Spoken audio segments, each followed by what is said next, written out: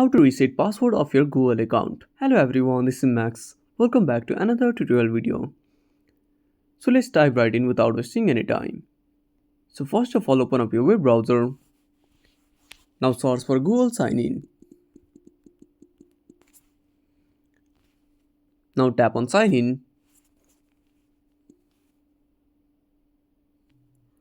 Now enter your email address.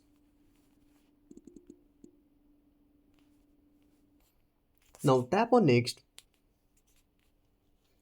Now tap on Forgot Password. Now enter your last password. If you have a recovery email address connected to your account, tap on Try Another Way. Now tap on Next. Now tap on Update Password.